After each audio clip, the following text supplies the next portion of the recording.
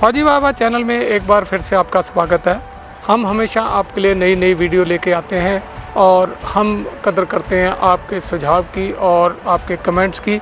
बहुत प्यारे कमेंट्स जो आप वीडियो के नीचे देते हैं, शुक्रिया। उससे हमें ऐसी वीडियो बनाने के लिए और इनकरेजमेंट मिलती है। आज बात करते हैं हमारी सेनाओं के बारे में एक और विषय पे। शहीदों की चिताओं पे लगेंगे हर वर्ष मेले, वतन पे मिटने वालों का यही एक बाकी निशान होगा।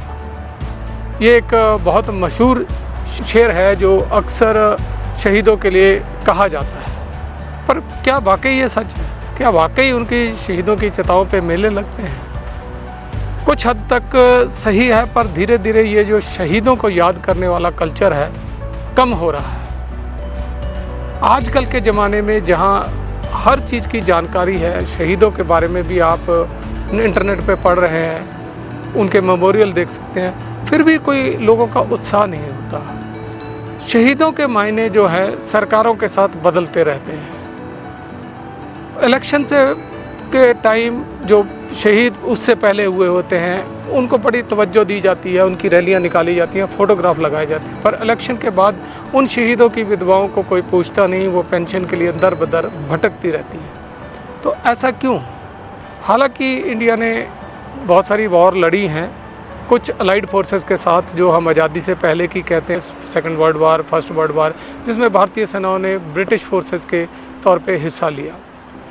उसके बाद जो 48 की जो लड़ाई थी JNK में इंसर्जेंसी के ख़िलाफ़, जब रेडर्स वहाँ पे ज़बरदस्ती कब्जा कर रहे थे कश्मीर में। उसके बाद जो शांति का दौर हुआ, फिर जो 62 में चाइना ने हमें जो सबक सिखाया वो हम कभी नहीं भूल सकते, क्योंकि बहुत बुरी तरह से शिकस्त हुई और चाइनीज़ फोर्सेस तेजपुर तक पहुंच गए। हालांकि उन्होंने बाद में विड्रॉ किया और आज वो पोजीशन बिल्कुल नहीं है। 1965 की जंग पाकिस्तान के साथ हुई, फिर 1971 की जंग जो एक हिस्टोरिक जंग है, और आज हमने उस हिस्टोरिक जंग को ही भुला दिया। कुछ साल 2 साल पहले उसकी जो गोल्डन जुबली थी, एक ऐतिहासिक इवेंट था। 71 की लड़ाई के वेटरन अभी बहुत सारे जिंदा हैं और उनके पास बहुत सारी मेमोरीज़ हैं, भंडार है, और वो अपने एक्सपीरियंसेस शेयर करना चाहते थे और बड़ी बेसब्री से वो इंतज़ार कर रहे थे कि गोल्डन जुबली पे शायद हमें भी याद किया जाएगा। ऐसा क्यों नहीं हुआ? इतना लो प्ले हमने गोल्डन जुबली 71 की वॉर को, जो जिसमें हमने पाकिस्तान के 2 टुकड़े कर दिए हमारी सेनाओं ने और एक नए नेशन का जन्म हुआ, साइलेंटली इग्नोर कर दिया। आर्मी ने भी छोटे छोटे फंक्शन हुए कोर लेवल पे, और एक्स सर्विसमैन को बहुत कम पार्टिसिपेशन मिली। हालांकि यूनिट लेवल पे फंक्शन होने चाहिए थे जिसमें सारे यूनिट के जो अभी ज़िंदा हैं, जो उनके परिवारों को बुलाया जाता, एक तरह से उनका सम्मान किया जाता, पर ऐसा नहीं हुआ। ऐसा लोग क्यों हुआ? तो क्या इसका ये कारण था कि वो जंग आज की मौजूदा सरकार में जो पार्टी है उसके टाइम नहीं हुई? उसके बाद दूसरा ऑपरेशन मैं बात करूँगा IPKF, Indian peace keeping force, जो श्रीलंका में गई। आज उसकी प्राप्ति के ऊपर में कोई नहीं बोलता है। सिर्फ एक कारगिल की लड़ाई को जो है हम विजय दिवस मनाते हैं। हालांकि घर में घुसे हुए को बाहर निकालने कितनी बड़े विजय है ये आपको पता होगा। खून बहा के हमने अपने घर में घुसे हुए लोगों को बाहर निकाला। ये एक तरह से यानी हम सोए हुए पकड़े गए थे जब उन्होंने आके पहाड़ियों पे कब्जा कर लिया, तो हमारी सेनाओं ने खून बहा के उनको वापस भेजा। इससे पहले कि मैं ये IPKF के ऊपर में डिटेल में बात करूं, मैं आपको एक थोड़ी समरी बताता हूं जिससे आपको पता लगे कौन सा ऑपरेशन कितनी देर चला। अब वो वार्स का कंपैरिजन करते हैं। सबसे पहले हम शुरू करेंगे जो इंडिपेंडेंट इंडिया के बारे। 1962 की वार 20 अक्टूबर 1962 से लेकर 21 नवंबर 1962 तक चली। तकरीबन 1 महीना चली जंग में 1300 लोग जो हमारे सोल्जर थे शहीद हुए और 1100 के तकरीबन जो घायल हो गए। उसके बाद 1965 की जंग पाकिस्तान के साथ हुई 5 अगस्त 1965 से 23 सितंबर 1965 तक। 1.5 महीना ये 65 की जंग चली। 3000 बहादुर सिपाहियों ने उसमें अपनी कुर्बानी दी और 8000 के तकरीबन घायल हो गए। 1971 की जंग जो एक ऐतिहासिक जंग थी हमारे लिए, एक विक्ट्री थी। हमने एक साइड पाकिस्तान को ख़त्म कर दिया।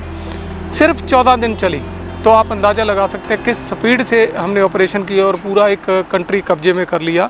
3 दिसंबर 1971 से लेके 16 दिसंबर 1971 तक हुई और 3800 सोल्जर्स ने इसमें अपनी जान गंवाई और 1200 के करीब जो सोल्जर थे इसमें घायल हुए। अब बात करता हूँ 1987 ऑपरेशन पवन, क्योंकि हम लोगों में से बहुत लोग जुड़े हैं, हमारी यूनिट भी वहाँ थी, हमने बहुत कुछ देखा सुना और पता है हमें उन लोगों के बारे में जो वहाँ पे शहीद हुए हैं। ये तकरीबन 1000 दिन चलने वाला ऑपरेशन था। 29 जुलाई 1987 को शुरू होकर 3 मार्च 1990 को ख़त्म हुआ और तकरीबन 3 साल चला। इसमें 1200 भारतीय जवानों ने अपनी जान गंवाई और 3500 सोल्जर इसमें घायल हुए। 1999 की जो कारगिल वॉर के नाम से जैसे जाना जाता है, 3 मई 1999 को शुरू हुई और 26 जुलाई 1999 को ख़त्म हुई। 527 सोल्जरों ने इसमें जान गंवाई और 1363 के करीब इसमें हमारे जो जवान घायल हुए हैं। जिक्र जो ये भी है, अगर भूल याद रखने वाला फैक्ट है, आज भी 71 की लड़ाई के 54 प्रिजनर ऑफ वॉर पाकिस्तान में की जेलों में पड़े हैं, जिनके सबूत तक मिले पर हम उस केस को परस्यू नहीं कर पाते, ना ही हम उनको छड़ा चुके और ना ही यह कई मीडिया में आजकल बात है। तो मैंने कहा ये भी आपको याद करा। अब बात करते हैं श्रीलंका ऑपरेशन की। श्रीलंका में जो ऑपरेशन हुआ उसमें तकरीबन 1 लाख ट्रुप्स यानी 4 डिवीज़न फुली डिप्लॉयड थी और रातों रात ये मूव हुआ। भारतीय सेना को ये कहा गया था कि ये एक पीस कीपिंग ऑपरेशन है, तो इसलिए बहुत सारी यूनिट ने अपने हैवी वेपन्स भी नहीं लेके गए और वहाँ पे जाके ये एक पीस कीपिंग से ब्लडी ऑपरेशन हो गया, जिसमें बहुत ही हमारे जो शहीदियाँ हुई और इतने बड़े बड़े वहाँ आईडी लगे हुए थे कि एक आर्मर पर्सन कैरियर का टरेट तक दूर तक उठा के गया, टनों के हिसाब से एक्सप्लोजिव वहाँ सड़कों में दबाया गया था LTT द्वारा और ये काफ़ी लंबा ऑपरेशन चला काफ़ी। और सबसे ज़्यादा जो सिखलाई की एक प्लेटून वाइप आउट हो गई थी जाफना ग्राउंड में, उसकी अगर आप स्टोरी पढ़ते हैं तो रूह आज भी कांप जाती है। सिर्फ एक सोल्जर उसमें ज़िंदा बचा था पूरी प्लेटून से। भारत की हिस्ट्री में ये सबसे लंबा चला जॉइंट मिलिट्री ऑपरेशंस है, जिसमें 1171 लोग शहीद हुए और 3500 के करीब घायल हुए। इसमें जो अवार्ड मिले, एक परमवीर चक्र, 6 महावीर चक्र, 98 वीर चक्र, 1 सर्वोत्तम युद्ध सेवा मेडल और बहुत सारे और गैलेंट्री अवार्ड, एक MBC और 15 VRC इंडियन नेवी और एयरफोर्स को भी मिले। 1 लाख ट्रुप्स इसमें थे और इंडियन नेवी ने 1 लाख टन जो स्टोर थे वहाँ सप्लाई किए और भारतीय वायुसेना में 70,000 जो सॉर्टीज़ वहाँ पे ऑपरेट करी। ये एक बहुत बड़ा ऑपरेशन था जो 3 साल, जिसको बहुत बड़ी मैनेजमेंट आर्मी हेडक्वार्टर से लेके नीचे तक करनी पड़ी और बहुत बड़ी कोऑर्डिनेशन थी।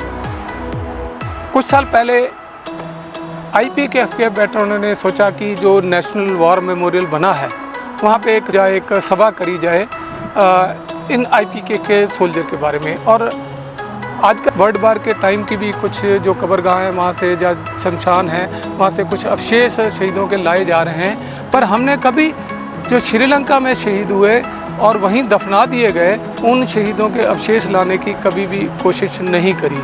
हालांकि कुछ वेटरन वहाँ कुछ सालों से विज़िट कर रहे हैं और मेमोरीज़ को याद ताज़ा कर रहे हैं, परिवारों के साथ जुड़ रहे हैं, पर फिर भी एफर्ट सरकारी तौर पे नहीं है। जब ये एक समागम वहाँ पे नेशनल वॉर मेमोरियल पे करने की बात चली 3 साल पहले, 21 में हुआ, 22 में और 23 में, तो टोटल जो नॉन कोऑपरेशन वाला एटीट्यूड दिखाया गया और परमिशन जो दी थी इसको साइलेंट अफेयर के तौर पे कि इसको साइलेंटली मनाया जाए। क्यों साइलेंटली मनाया जाए ये मालूम नहीं।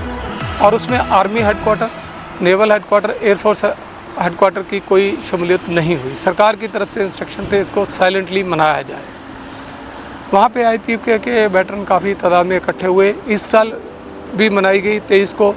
और वहाँ पे कर्नल सिद्धू से जब किसी रिपोर्टर ने पूछा जो श्रीलंका के वेटरन है कि क्या आपको लगता नहीं कि इसमें कुछ और जोश के साथ मनाना चाहिए और आपको क्यों नहीं जाते, तो उसने कहा हम सिर्फ अपना फ़र्ज़ निभाने गए थे और फ़र्ज़ निभा के आ गए। तो ये एक सोल्जर्स की फीलिंग है और हो सकता है अंदर उनकी फीलिंग भी ये हो जैसी हमारे ही हैं।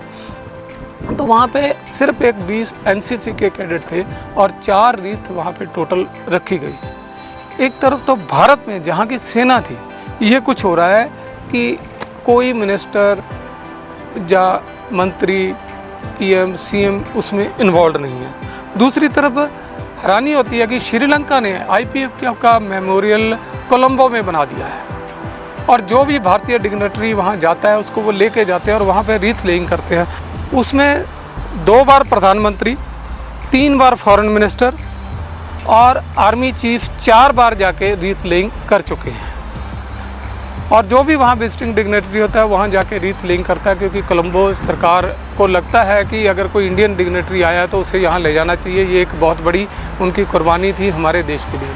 पर जिन्होंने कुर्बानी दी उनको आज याद क्यों नहीं रखा जाता? क्यों नहीं यहाँ पे कुछ इसकी विक्ट्री या ऑपरेशन? देखिए, ऑपरेशन की सक्सेस और फेलियर से शहीदी पे कोई असर नहीं पड़ता। सेना देश की होती है ना, तो इसको इसलिए इग्नोर करना चाहिए कि उस टाइम ये इंदिरा गांधी थी पावर में, कि ये इंदिरा की सेना थी ना। कारगिल को इसलिए सेलिब्रेट करना चाहिए कि उसमें टाइम बीजेपी थी ना। ये सेना मोदी की है ना, ये सेना नेहरू की थी ना इंदिरा गांधी की थी। ये भारतीय सेना है और इसको भारतीय ट्रेडिशन से मान सम्मान मिलना चाहिए। इस मान सम्मान के ऊपर याद आती है एक बात, पंजाबी में कहा गया है, सूरज ते चंद चढ़ते रहणगे, चानण तो हनेरे डरते रहणगे, जिहड़ी कौम कुर्बानी का मुल जानदी है उहदे पुत नागा नूं फड़दे रहण।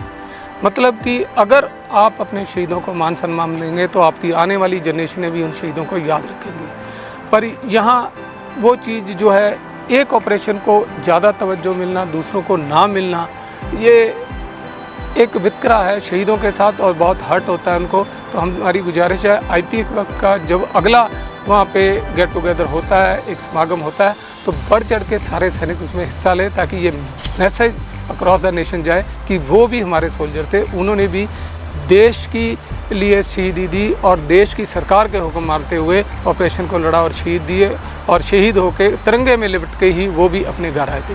देखते रहिए हमारी वीडियो, आपके कमेंट्स का हमें इंतजार रहेगा। जय हिंद।